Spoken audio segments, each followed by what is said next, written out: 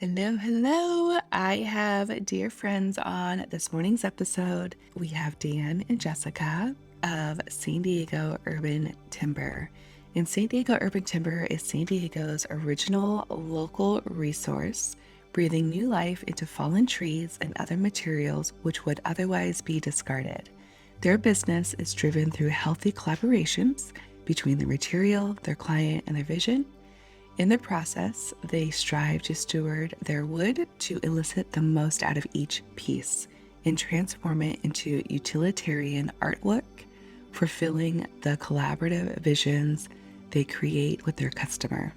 Their services include custom furniture for residential and commercial space, a full-service workshop, and reclaimed local exotic wood slabs from the heart of San Diego.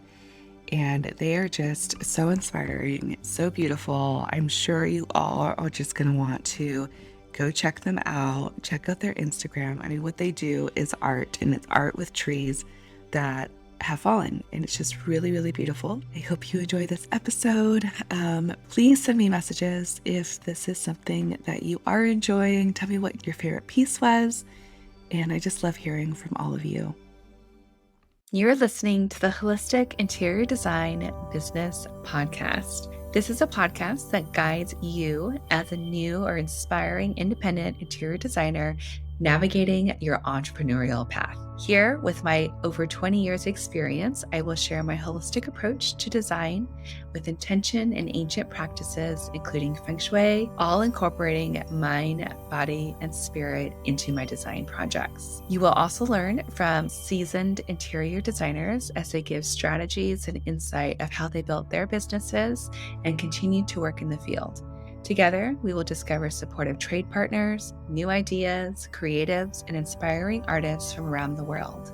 I'm your host, Rachel Lorraine Crawford. Alrighty, welcome, welcome. I'm so excited.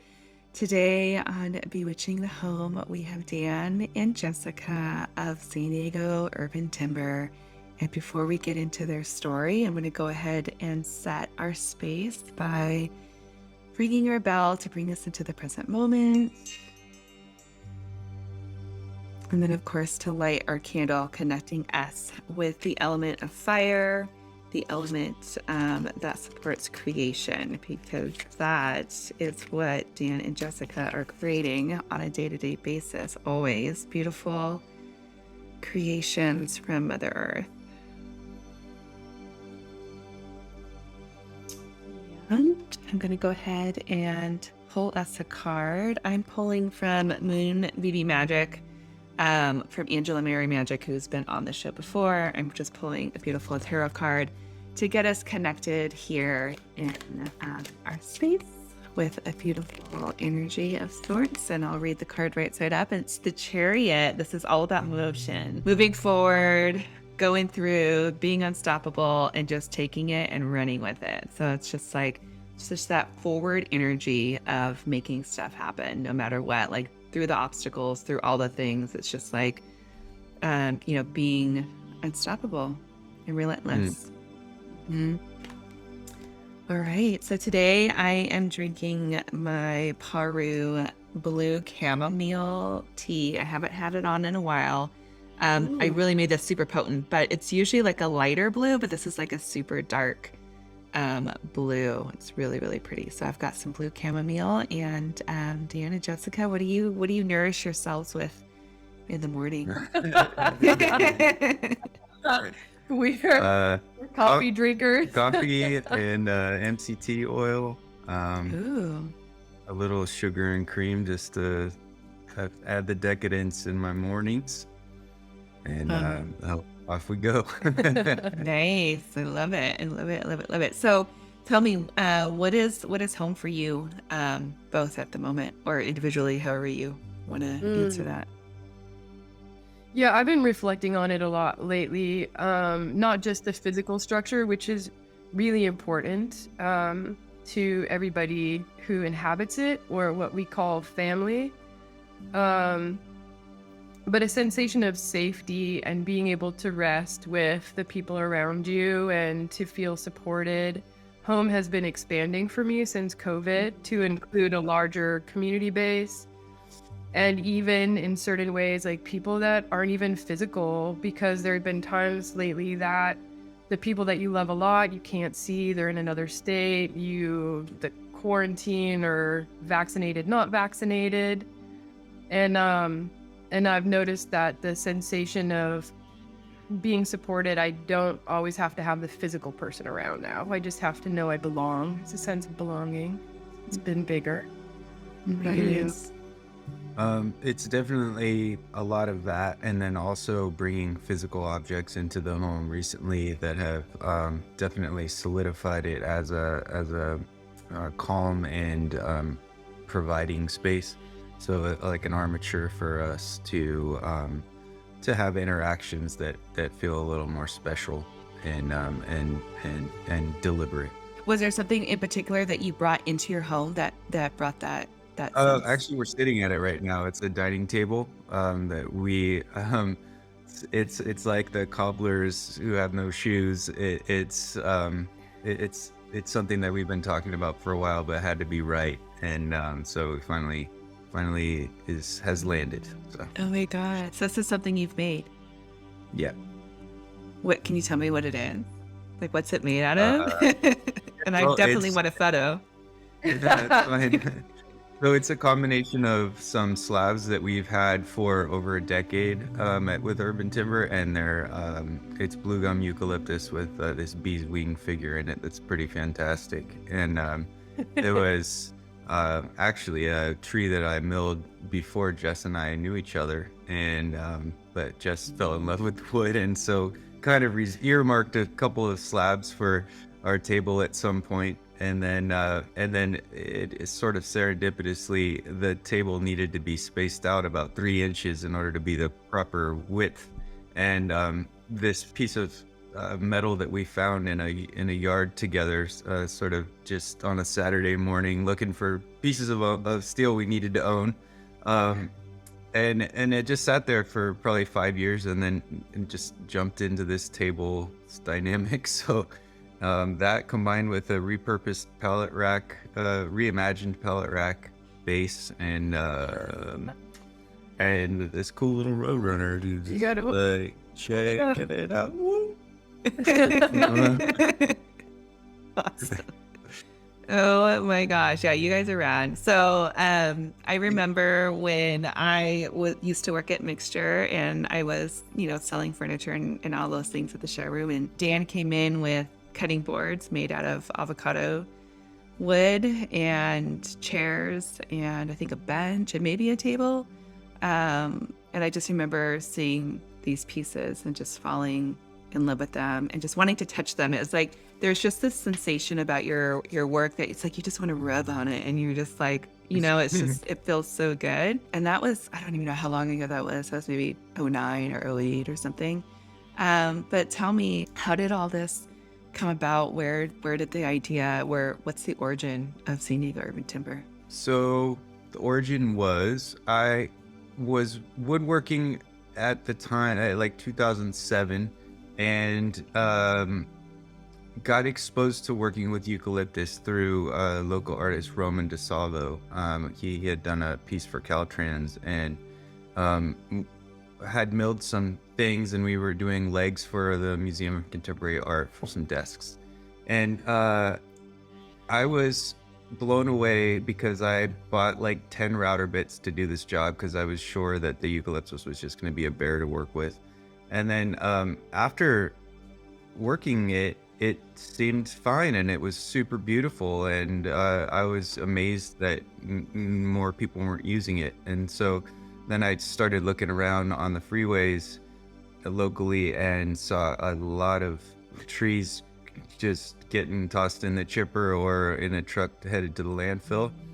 So I started kind of bugging Caltrans for some trees with limited success, but did manage to open up a few. I call it cracking geodes because it's kind of like you never really know what's inside, but sometimes you have some clues.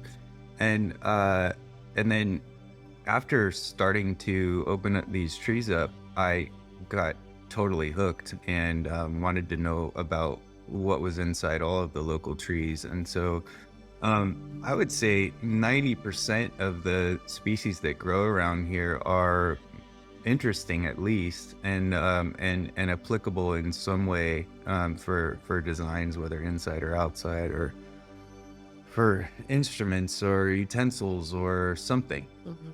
And so, just the potential of all of this resource around us that was being missed, I felt Mhm. like, was was just a springboard for this kind of exciting concept that was just emerging at that time. There was a book by Sam Sherrill about it, and then a conference in San Francisco that I went up to just sort of get acquainted with the few who were kind of writing the script on this new industry. And it was just really exciting to be at the front of uh, kind of this movement toward what really makes a whole lot of sense. And through that process, I really came to identify as a wood steward, and as somebody who basically ushers the wood towards its best and highest good, when it comes when its end of life happens. So, and that's actually a lot about what our symbol on our shirts is this kind of the tree being represented by the triangle, and then it being on its side and having this kind of finite line of the end of its life, but then actually being circled by this embrace and this stewardship, and then sent up with multiplicity into a new form. So So rad. I had no idea. I was like, I'm so glad that you shared that with me. That's it's so also an fun. LED symbol. It's So been a good 2% look. supernova, or when you search that, apparently LED symbol comes up. but, That's Exploring the hilarious. but meaning. that's another episode. Yeah, for sure. Okay, so then what happened? So you were learning about all these things. You saw the wood going into the chipper. What was the next step for you? Well, basically, it was gathering a ton of equipment, because every step along the way, if you want to do more with wood, or with bigger wood, or with space, you need there's a lot that goes along with it. Mhm. So support infrastructure was huge, and still continues to be a thing that we have to focus a lot of energy on. I think along the way that this our team has grown into this kind of family dynamic that is really unlike a typical workplace, and that really leads to some pretty cool magic happening with the amount of care and respect and intention that our products have. And I think it's kind of like one of those things you feel more than you see, but Mhm. it definitely, it makes it to where going to work is usually a pleasure, and it's a lifestyle, and instead of a job. So that's been really nice, and I'm really grateful for the people who are involved, and people who support us, and such as yourself. And Yeah. So when you were starting, I know you had the boards, you had the chairs.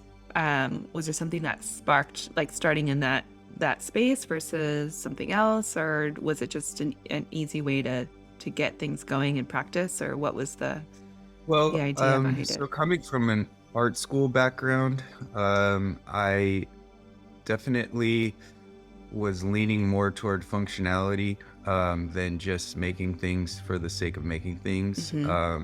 I just didn't feel strongly enough about kind of arbitrary ideas, and it felt more rooted in functionality. Um, nothing against artists. I just didn't like down that road, and then took a left-hand turn. So function was always the thing, and then also just looking at the piece of wood, and doing what it wanted to do generally.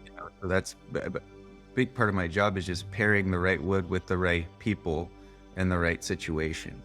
And so people need tables to eat Yeah. at, and they need, coffee tables to drink coffee at, and or and so and then the art becomes the interaction between the functionality and the aesthetics of the wood, and then whatever other materials you're using and its surroundings that it's going to be placed in. Yeah. So that's the exciting part, or one of the exciting parts. Yeah. And when you were doing all of this, was it at the Chula Vista location that you currently have all of the woodworking material or It equipment? was. Yeah, so we started off in a pretty small shop down near L Street in the 5. And then in the past year and a half, we've kind of expanded into a city-owned property just up the street, which has really allowed us to spread our wings. Now we have 30 chickens and farming and music and ceremony and pizza ovens and it's like a playground, a permaculture playground, I guess, in a way. So we're really grateful that Chula Vista has given us that opportunity to harness that potential. Absolutely. And that kind of brings me into Jessica. How did you come into the mix of Dan's world of beauty and wood? World of Dan. The world of Dan, actually. We're all orbiting around Dan. I had I'm a holistic health practitioner by training, and I had a private practice. And one of the things I was exploring was orgonite, and working with resin. And I was in another relationship at the time, and my boyfriend introduced me to Dan.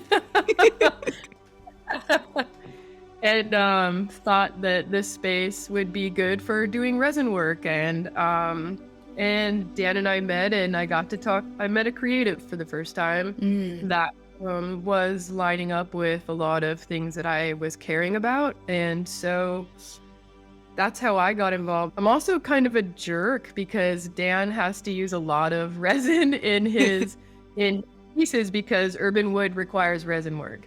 And I was judgy about his resin work, and I thought we could do it better.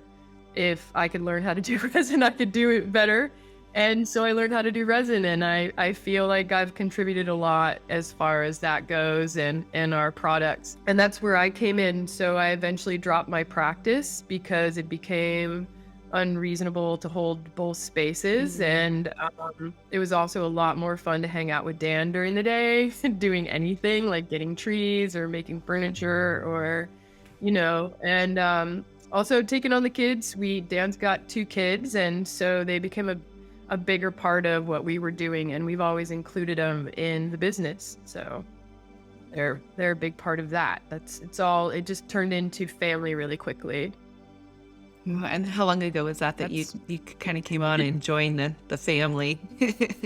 Yeah, pushed. Well, yeah, more than joined. I think also sculpted. I mean, Jess interjects color not just through resin, but just through life experience and invitations to play and really expanding horizons and everything just feels more expansive around Jess when she's in a good mood. I think we can say that everyone's better when they're in a good mood.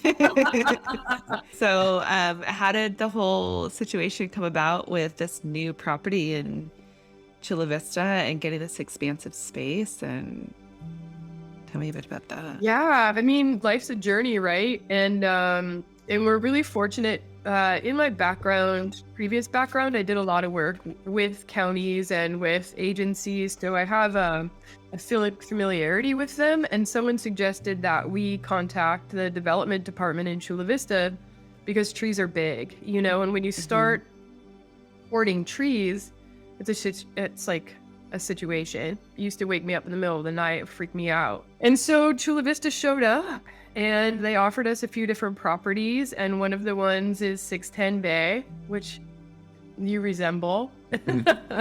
And And we used to do it as a storage area. They licensed out the space for dry storage, and that was great for us. And then there was a grant that was doing similar stuff that we were doing, and it looked like the grant might die. And so the city helped us get more property just in case the grant did need to die somewhere. We would have the capacity to hold the equipment or what was going on. And the grant didn't die, which is fortunate for the people that were doing it, and fortunate for us also, because the city gave us access to the inside of the building. And that building had been pretty well ransacked by hooligans, I call them. And they had gone in and stripped her of all of her guts and plumbing. And so the city, it's not really an operable building for most uses. But for our use, for the warehouse stuff, it's perfect. And for meeting the public. So what they did is they gave us a vehicle to meet the general public and to expand our business. And we've taken it really seriously. It is a temporary situation, which makes it art in and of itself. We don't hold on super tight, but we're learning to enjoy it and give it everything we have while we have it, and to also be willing to let go when the time comes, and to find out who we are when that happens. And to trust that there will be another step that will establish itself at that point. I think has been super important, because as we do grow, we are like goldfish, so we do grow to the size of our tank very quickly. Wow. And so it's both exciting and then terrifying at the same time, because but it has definitely led us to a clarity and a purposefulness of our mission, because if we don't have that, we're doomed.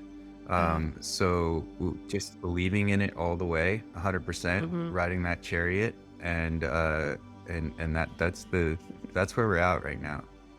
Oh my gosh. So, I mean, speaking of your mission, can you share it with all of us? What is our mission? Do you remember? We're supposed to write it down. Do you remember?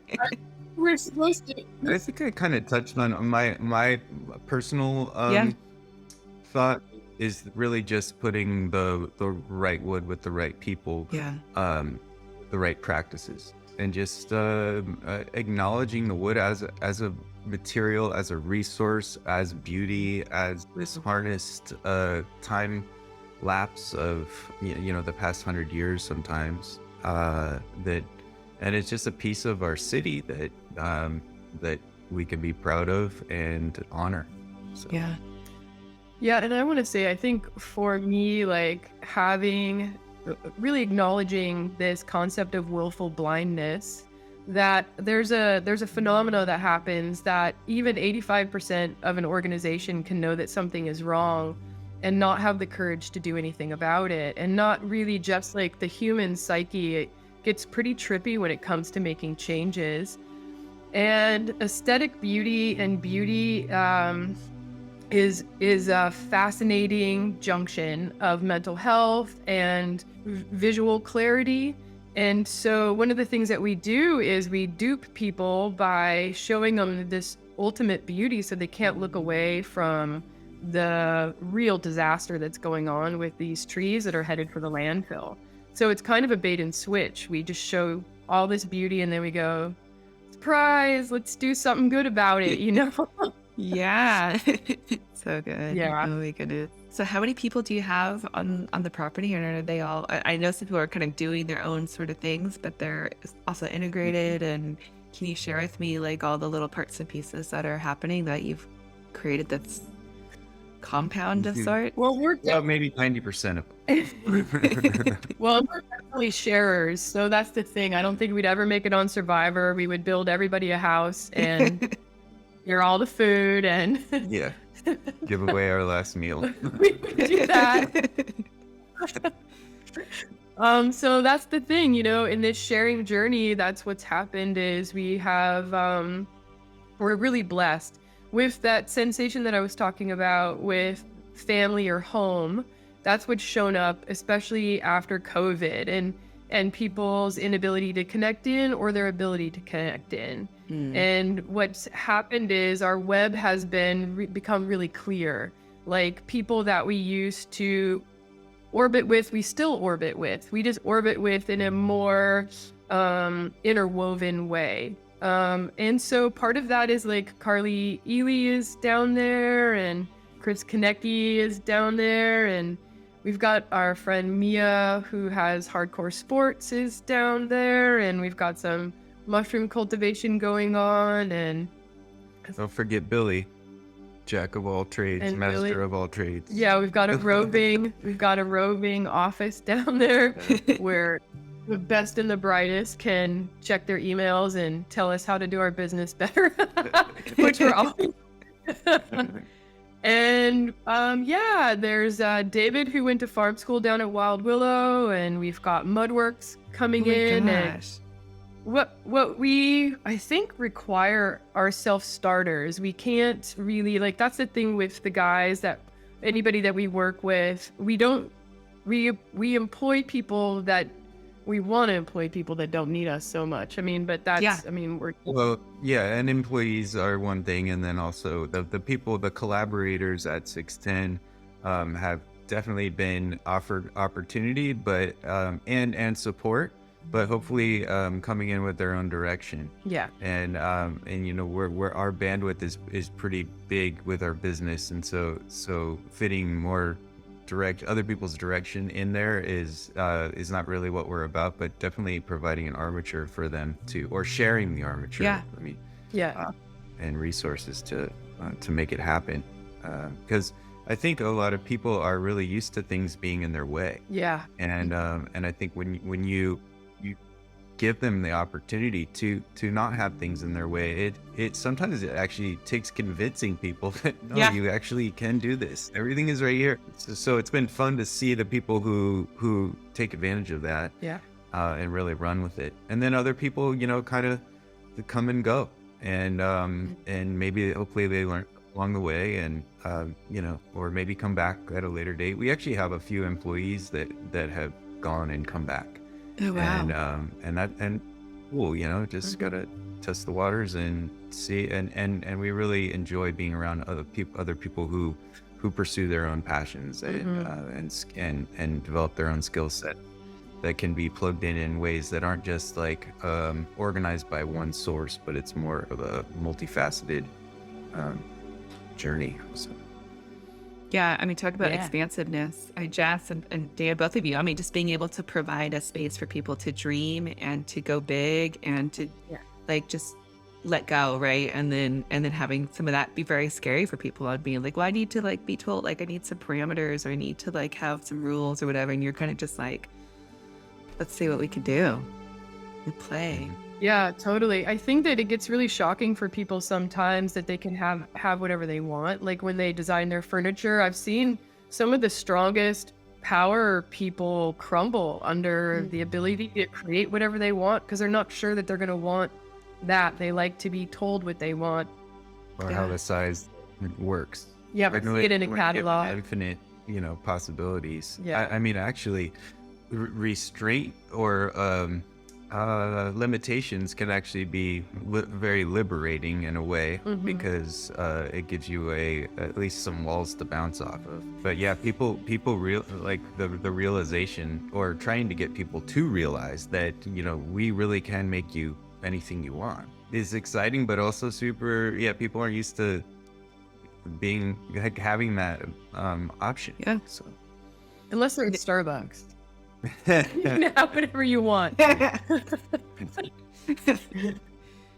No, I just love this idea, because I was talking to a creative. She was helping me with like writing, right? And like trying to get my mission down for like the membership group and what I'm providing, and like what's the goal of this? What are you providing, and what do you want to give to, you know, the people that are aspiring to be designers? And part of that is what you guys were just saying here, is opening up the door, opening up a portal, opening up a space for people to tap into, and for them to be creative and to play with.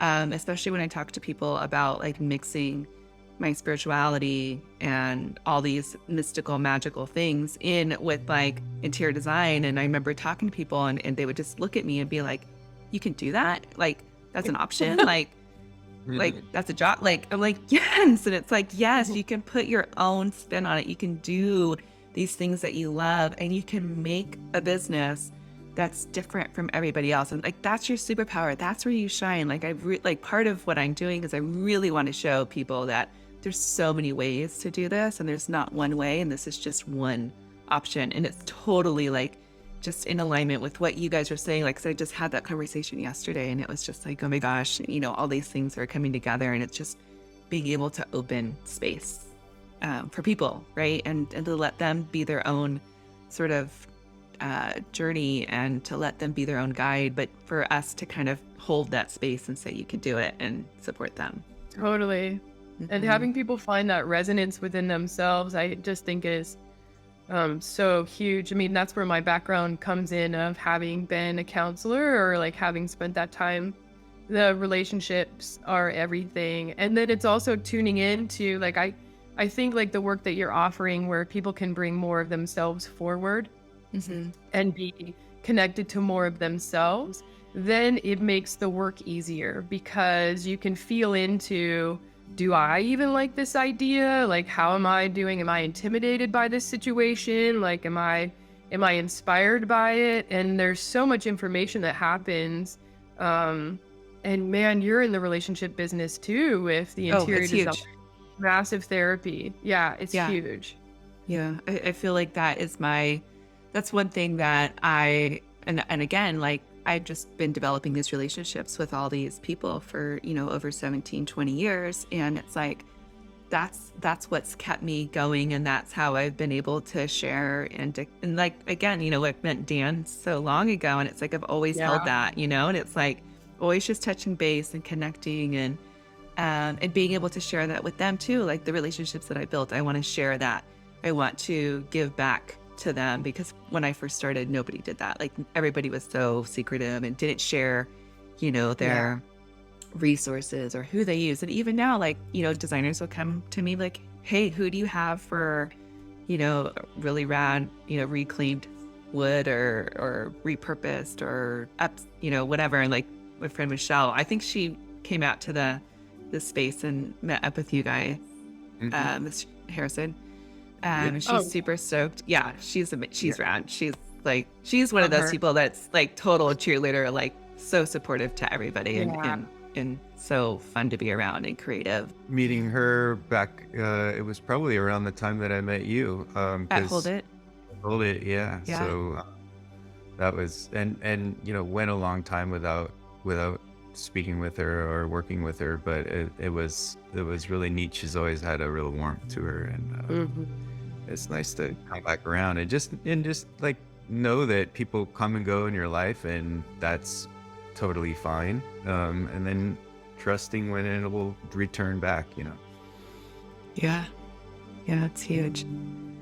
Oh, I just love it. Okay, so what do you guys? Do you have any rituals or practices that you do to keep you centered, grounded? Anything that you can share with us? I'm always looking for like other people's rituals, and like, what do you do? Like, what are your secrets? Like, how can I get back in my body, or how can I be in the present moment, or how do I stay mindful? Wow, we're wingnuts, dude. And I'm coming from a place where I know about ritual and self-care, and for me, I have women's group. I've got a moon group that I meet with. I've got a couple once a month, and then I've got another female group that I meet with once a week, and sharing and caring in that way is really good for me. And I think COVID, man, we really that was a massive spring break for us. Like, we had so much fun camping. That we've been back now. We've been working on getting coming back into being normal people again. And I think normal coming back into being effective people. I don't know. We're artists. I don't know what that is.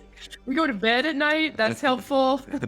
Sometimes. We drink coffee in the morning. We definitely drink coffee in the morning as our ritual. And then, honestly, gathering as a family around a table is massive for us. It's where we can, after dinner, Dan plays chess with one of the boys, or it's a place where we can laugh and talk and give feedback. It's a center point. It's a gathering at the end of the evening. It screams what our value is, and it's funny that we didn't have one for a few years, and we also were out camping and being crazy and like not really rooted at home. So home has been shifting back for us post COVID. Wow. So I think that, I mean, like, Yeah, ritual for me, I feel like is a pretty moving target. I think I was thinking about that question and realizing that I really don't have any like real super consistent ones. Yeah. But I do have ones that I that I think about, and that when I'm moving in my best space, it's like I'm cleaning as I go. I'm organizing tools, to taking the extra time to not be frustrated later, and to really think through things all the way to the end to an extent, which can honestly be paralyzing if you're not feeling confident. But I guess that more of a mantra than a ritual. But just really trying to like really grasp the reins and be awake and alive, and make moves with confidence and clarity. Yeah. That's my spin on the question. I love I don't it. know how I on love it. topic it. Yeah, it's perfect. It's perfect. I mean, it's so different for everybody. And that's the other thing too, is just being able to share all the different practices and things that people do, and that it doesn't have to be rigid, and it doesn't have to be the same thing over and over again, that it can morph and change. And that's part of it too. And being okay with it, and like, just, I think it's just so important to have something to connect with. And I love the idea of coming together at the end of the day. And I think that's so true. And I think also people do ritual, or they do something, that is sort of ritualistic, and don't quite realize it until we sort of speak it out. And, these are things that you were doing, and it's like, oh yeah, that is something that we do. Oh yeah, we do, we do have our coffee, and that in itself is practicing this. So good. Okay. So what's coming up? What's happening here in the near future? What are you working on?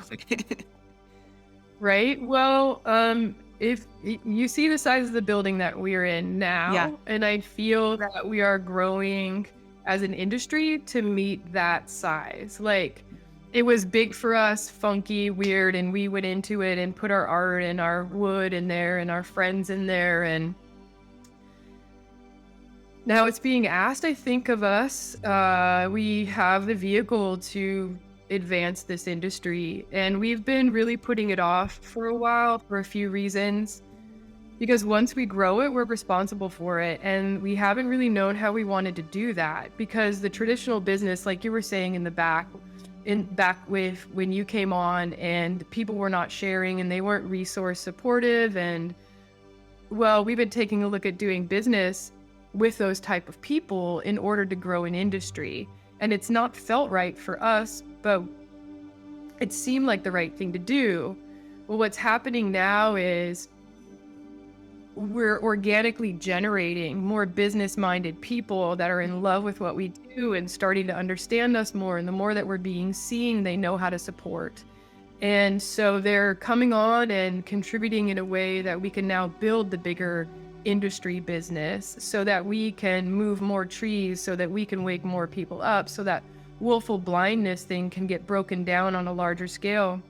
And I used to say that we come from the future, right? Like, 5 years ago, I used to tell people that I'm coming from the future, where we recycle trees, where these are not wasted, where this is common practice. And we're stepping into that future now. We see people know about resin. They've seen all the resin that they can see. Now they're taking classes with us. They know that urban wood is a thing to use. There's HDTV things on it now. So they're asking us, like, we don't know about it, and they're teaching us about it because they're now educated about it. Yeah. And that's a shift. And one of the things that we were always moving toward is not having a sense of competition, because there's so much work to do, right? Like, the competitive nature, like feeling competitive or closed off or is not the future. The future is going to be very sharing and expanded, and that's a little intimidating when you're an artist and you know that you're going to be outgrown in your field, because that's the intention, right? Especially with this material. But there's a lot of our clients are pushing our envelope, or inviting us to push our envelope. Yeah. And that's been really encouraging with some applications that are outside of our typical zone of, tables and chairs and things. So doing more furnishings for outdoor natural playgrounds, or just outdoor communal spaces with large timbers, and exploring some of the species that work for that really well. Now that we're in this for 15 years, we've seen some of what works and what could be improved upon. And so it's been fascinating watching some pretty big name clients invite us to do projects that we're not even all the way sure are going to be a good idea, but they're willing to roll the dice. Yeah. And they recognize that we will put our best foot forward and do everything we can do in order to make it right, because we care about not just their project, but about the wood that we're utilizing for it. I mean, there's no such thing as like scrapping it and starting it over. We're gonna do this thing and do it well. So it's important. And so how far, or how can you guys do this work or provide this work to anybody anywhere, or are you guys really focused in San Diego? Like, how far are you guys reaching? Well, so we can technically, but I really put local first. If we get inquiries, we're not marketing to outside of a local audience, but occasionally we do get people who want stuff, and we do ship things occasionally. But there's a lot of people in San Diego, Really? and there's not a lot of people doing what we do. There are a few, but we have a very specific brand Absolutely. and way of interacting with our clientele. And so the people who like us love us, and the people who don't can go to one of our colleagues. And there's some slight differences, but I think everybody's doing good stuff for the most part. We're such a drop in the bucket that it's actually really nice to be able to refer people over to, like you were saying earlier, with designers, and it's really nice to refer people to somebody else who focuses more on maybe wood from outside of the area, or has a different type of mill or kiln or something like that. So sharing the resources is awesome, and rather than just giving people a no, we can't do that, we can go well, try this other guy, he might be able to help you out, or she might be able to help you out, whatever. So And I think you're all the players in town. Yeah, absolutely. And you guys are so focused on your niche and what you have to provide. And I love that you're so clear about that. And this might just come from experience and trying things out or whatever. But it's so neat to see how clear and focused and what you guys want to do. And that is really, really cool. Thank you. Of course, I love it. You're like, oh, thanks. Yeah, no, it's huge. I mean, that's a major plus. I mean, it just shows that you're so in tune with it and so in alignment with what you're doing. And I think that is something to be said, for sure. It's really, really cool. So how can other designers connect with you, find you, see the beauty that you're right creating down in the the 5 world? South. Look for Rachel. Our website is www.sdurbantimber.com. We genuinely have been so busy focused on getting clear that our website has been the same for, how young are we in that one? We should go back and look. But the mission's always been the same. Our social media isn't really up up. It's not that exciting because we've been focused on building a building or like, building this other stuff. And Yeah. But probably the best way to see examples of our work Yeah. would be on Instagram or Facebook. Okay. But the website shares the vibe and the mission, but it's definitely I think 8 years old or something like that. Yeah. And can people actually go to the space, or do we need to make an We'd appointment? love people or to come down. Yeah. That's probably the best in order to vibe in. really And Saturdays experience. are a great time if you've never come in before, to kind of check it out in a more relaxed way. At 610 Bay on Saturdays, 10:30 to 2. Usually there's somebody around except for Tuesdays. We Yeah. try to hide and catch up on things on Tuesdays. But That's a ritual. that is. We bring the Yes. dog down and we have training days with the dogs and shut the gates and pay attention to growing our business. So any day but Tuesday and Sunday, come on down, basically. 10 to 5 on the weekdays. Sweet. And then there's classes on the weekends, so sometimes we're just there 7 days a week. Oh, you're doing good things in the world. Thanks. Yeah, absolutely. Thank you again for coming on and sharing all of your magic and everything that you're doing. I've been a fan from the very, very beginning, and just really, really astonished and excited to have you here. Oh my gosh, and we're big fans of yours. Obviously, we did a tribute. Yes, and you can Magic see that. on the building. So thank you for being one of our guardians. We Oh, hold you yeah. in high regard. See you every day. And it's been nice to see you evolve as a practitioner of this kind of unique medley of interests and direction. So, woohoo! Yeah. Thanks. You've been listening to the Holistic Interior Design Business podcast. If it's one that you have been enjoying, please share with anyone else that you think can benefit from this knowledge, and leave us a 5-star review. That helps us get seen and found by other new and aspiring interior designers. And if you're looking for mentorship, I invite you to join our club here at the Design Coven. It's a bridge between school and real life interior design. We get in much deeper there. We have virtual and in-person events, so everyone is welcome. You don't need to have a design degree to be part of it, just an interest in holistic interior design. I also want to thank our editor, Marcy Ferry, Blake Ferris, for all of her special help with the podcast, our social media posts, newsletter, and lastly, Kinseth Thibodeau, who is our music composer. Until next time, be well, and we will see each other soon.